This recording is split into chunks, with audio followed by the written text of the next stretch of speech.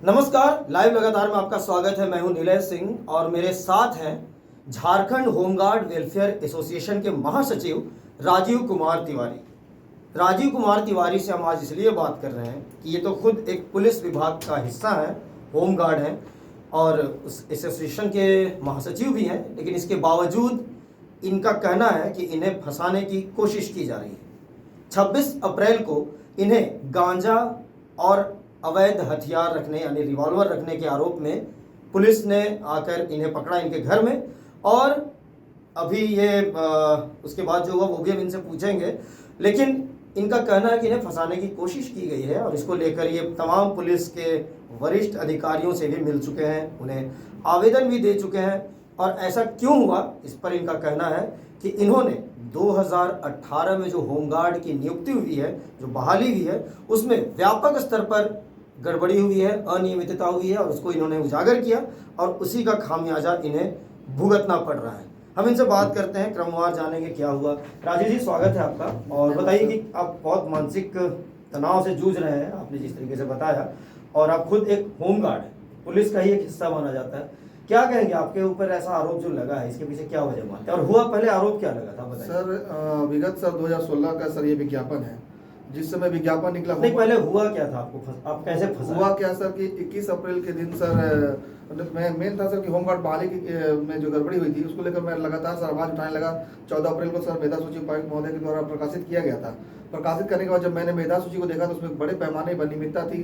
कई अभ्यर्थी लोग आए जिनका मेधा सूची में नाम नहीं था, उन्होंने भी बहुत सारी गड़बड़ी मुझे बताई, जिसके बाद मैं सारे मामले को लेकर जो है कि मीडिया में प्रमुखता से आवाज उठाने लगा। मैंने पत्राचार किया, डीजी महोदय को, उपायुक्त महोदय को पत्राचार किया। उसके बाद मीडिया में, प्रिंट मीडिया में, इलेक्ट्रॉनिक मीडिया में समाचार आना शुरू हो गया।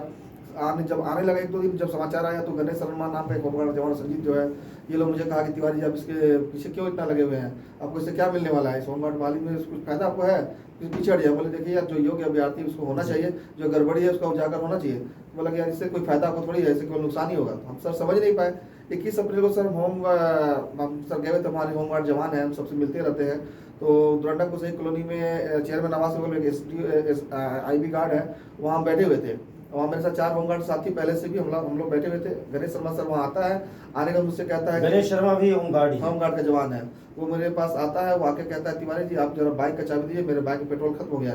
वो अपना बाइक वहीं पे छोड़ देता है और मेरा बाइक लेकर और वहाँ खाली पानी का बोतल जो है उसको लेकर जाता है और आधे घंटे के अंदर फिर वापस आता है। आने के बाद वो कहता है कि मेरा पेट्रोल नहीं मिला, कि वो पेट्रोल पंप बंद था, और मेरा चाबी मुझे दे देता है। उस दिन मेरे साथ किसी प्रकार कोई घटना नहीं घटता है। मैं वहाँ पे शाम तक रहता हूँ, 3-4 बजे तक वहाँ रहता हूँ, लेकिन मेरे साथ कोई घटना नहीं घटता है। 22 तारीख को फिर दोबारा वहीं जाते हैं, उसी गाड़ी में आते हैं, मिलने के लिए आते हैं। तब वहीं बैठे रहते हैं। तब मेरा एक जवान जो गेट पे ड्यूटी कर रहा होता है वो आता है, आके मुझे कहता है कि तिवारी जी कोई आया था दुरंडा थाना का, और वो कह रहा था कोई प्रतिबंधित मांस इधर कोई बेच रहा है, उसी को हम लोग पकड़ने के लिए आए हैं। और फिर वो कुछ कर वो दौड़ा चला गया। तो हम बोले पता नहीं कौन होगा, हम लोग क्या पता है। तो बोला हाँ पता नहीं कौन था। हम वहाँ बैठे रहे, फिर गणेश को फोन किया, गणेश तो बड़ा थाने के लिए आया नहीं यार। तो बोला कि नहीं हम तो अपने गार्ड में हैं। वो भी कुसई कॉलोनी में एक विद्युत बोर्ड का गार्ड है, विद्युत संचरण का, उसी में वो ड्यूटी करता है। फिर हम 1-2 घंटे के बाद फिर वहाँ गए देखिए वो गणेश वहाँ नहीं था। लगातार उसको फोन किया लेकिन वो फोन रिसीव नहीं किया। फिर उसके बाद हम चले गए अपना अरोड़ा बैंक में, हमारा पंजाब बैंक में हमारे जवान रहते, वहाँ मिलने का फिर हम चले गए। जाने के बाद 22 तारीख से लेके 25 तारीख तक कुछ मेरे साथ कोई घटना नहीं घटा। मैंने मीडिया में, जब मीडिया के लोग वहाँ आए राजेंद्र चौक के पास, जब मीडिया के लोग आए तो मैंने अपना सारा बयान दिया। बयान में सारी बातें बताई क्या क्या गड़बड़ी हुई है। उसके बाद सारा बयान होने के बाद फिर मैं चला गया अपना कुसई कॉलोनी में। कुसई कॉलोनी में एक प्रमोद नाम का जवान है, वो घर गया, घर से आ रहा था। तो प्रमोद, संजीत और गणेश, हम लोग तीनों बैठे वहाँ पर, बैठ के वो चाट वगैरह जो खाना था हम लोग सब वहाँ पर खाए। और खाने के बाद फिर हम बोले कि मेरा सालगिरह है, मेरे शादी का, हम सब घर चले गए। जब घर गए सर तो 7:30 बजे रात में धरुआ थाना के दरोगा विवेक कुमार सादे वर्दी में सशस्त्र बल के साथ मेरे घर पर आए। मैं घर के अंदर था, मैं घर में बोला गया कि ये बाइक किसका है। तो फिर मेरा बेटा मुझको बताया पापा कोई खोज रहा है आपको। तो फिर मैं बाहर आया तो बोले कि मेरा बाइक है। तो बोले बाइक का डिक्की कहाँ है। तो बोले बाइक का डिक्की सर मेरा शुरू से था ही नहीं, जब से मैंने बाइक लिया बाइक का डिक्की नहीं, लेकिन वो बार बोले कि नहीं बाइक में डिक्की था। तब एक होमगार्ड का जवान जो धुरा थाना में सिपाही के पद पर वहाँ पर है, मैंने कहा इनसे आप पूछ लीजिए मेरे बाइक में डिक्की नहीं था। तो वो बोला कि नहीं मैं तिवारी के साथ बहुत बार बाइक से गया हूँ, इनकी गाड़ी में डिक्की नहीं था। फिर वो किसी को फ़ोन किए, जब वो फ़ोन किए तो वो बोले कि नहीं आप जो है कि ये काम कीजिए, आप मोटरसाइकिल का टूल बॉक्स खोलिए। जैसे ही मैंने टूल बॉक्स खोला, टूल बॉक्स के अंदर एक प्लास्टिक में गांजा था और एक झोला में हथियार लपेटा हुआ था, जो देखने से मुझे लगा हथियार जैसा लगा। उसको मैंने झोला को पकड़ा तो लगा कि हथियार है। फिर मैंने बोला कि मुझे फंसा दिया, मुझे गणेश ने फंसा दिया। तो वो मुझे पकड़ कर फिर मेरे को धुर्वा थाना ले गए। धुर्वा थाना जब ले गए तो मैंने कहा कि आप गणेश शर्मा को पकड़िए, वही मेरा हथियार रखा है मेरे गाड़ी में, क्योंकि वही मेरा गाड़ी ले गया था, और फिंगरप्रिंट की जांच कीजिए। जब मैं बार बार फिंगरप्रिंट की जांच का मांग करने लगा तो वो थैला से उस हथियार को निकाले, तब मैंने देखा काला रंग का एक बंदूक टाइप का वहाँ पर था, और उसको वो अपने हाथ में ले लिए। तो मैंने कहा कि आप अपने हाथ में क्यों ले लिए, फिर फिंगरप्रिंट का जाँच कैसे होगा। और फिर मैं वहाँ हल्ला हंगामा करने लगा धुर्वा थाने में। तो बोले ज़्यादा हल्ला मत कीजिए, नहीं हल्ला कीजिएगा तो फिर आप ही फंसिएगा। तो उसके बाद फिर मुझे एक रूम था, रूम में अपना वहाँ ले गए। रूम में ले जाने के 1-2 घंटे के बाद मुझे कहा कि आप एक काम कीजिए, अपने फ़ोन से, अपना आपका फ़ोन दे रहा हूँ, उस फ़ोन से व्हाट्सअप कॉल अपने परिवार को कीजिए और पैसा का इंतजाम करने के लिए बोलिए। तो हम बोले कितना पैसा देना होगा, तो बोले 3 लाख रुपया। तो हम बोले इतना पैसा तो नहीं दे पाएंगे, इतना पैसा नहीं है। तो करते करते वो 65,000 रुपये में आए।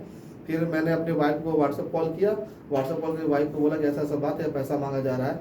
फिर 12 बजे रात में मेरी वाइफ, मेरे साला और मेरा बेटा के साथ थाना पे आते हैं, और आने के बाद विवेक कुमार को मेरा साला जो है कि पैसा एक जगह विवेक कुमार बोले 2 जगह बता दीजिएगा, एक जगह 40,000, एक जगह 25,000। तो उस 65,000 को 2 जगह डिवाइड करके विवेक कुमार को वो दे देते हैं। यानी कि पुलिस विभाग के द्वारा पुलिस विभाग से ही रिश्वत ली? हाँ, मुझसे लिया गया। तो उसके बाद फिर में से एक पीआर बॉन्ड बनवाते हैं। पीआर बॉन्ड में लिखवाते हैं कि मैं आवश्यक पूछताछ के लिए थाना लाया गया था, और थाना से मैं सही सलामत अपने बाइक को लेकर वापस जा रहा हूँ, जब भी जरूरत होगी तो दोबारा। आपके ऊपर कोई केस दर्ज नहीं हुआ? नहीं, कोई केस वगैरह कुछ नहीं हुआ। आपने इसकी शिकायत किन अधिकारियों को की? जब ये सारा घटना घटित हो गया तो मैं मानसिक रूप से बहुत ज़्यादा परेशान था। तो मेरी माँ ने कहा कि बाबू, जब तुम गलती नहीं किया तो इस बात को अपने बड़े अफसर लोग को बताओ। उसके बाद मैंने 29 अप्रैल को इसकी घटना की जानकारी जो है कि व्हाट्सएप के माध्यम से एसएसपी महोदय को दी, और दूरभाष पर उन्हें बताया कि सर मेरे बाइक में ऐसा ऐसा हथियार निकला था सर, और गांजा निकला था। सारी बातें जब उन्होंने सुना तो उन्होंने कहा कि आप एक काम कीजिए, कलेक्ट्रेट बिल्डिंग 313 रूम नंबर में आइए, वहाँ पे मुख्यालय DSP 1 नीरज कुमार सर है, उनसे आप जाकर मिलिए। फिर मैं 29 तारीख को उनसे गया मिलने के लिए। मिलकर सारी बातों घटना का मैंने वितरांत उन्हें बताया। तो उन्होंने कहा कि एक लिखित आवेदन आप दीजिए। तो मैंने फिर 30 तारीख को जब लिखित आवेदन दिया, लिखित आवेदन देने के करीब 15-20 मिनट के बाद मुझे फिर दोबारा दरोगा विवेक कुमार का व्हाट्सएप कॉल आता है। वो कहते हैं कि आपने मेरे खिलाफ आवेदन दे दिया, आप क्या समझते हैं, आप बच जाइएगा, आपका फंसना तय है और आपको बर्बाद कर देंगे। इस तरह का बात वो लोग कहे मुझे। जी राजीव जी, ठीक है, आपने ये सारी बातें कही हैं। क्या लगता है आपने, जो आप अनियमितता की बात कर रहे हैं, किस तरह की अनियमितता हुई, हम चाहेंगे हमारे दर्शकों को भी आप बताएं। होमगार्ड बहाली में अनियमितता बड़े पैमाने पर हुई है।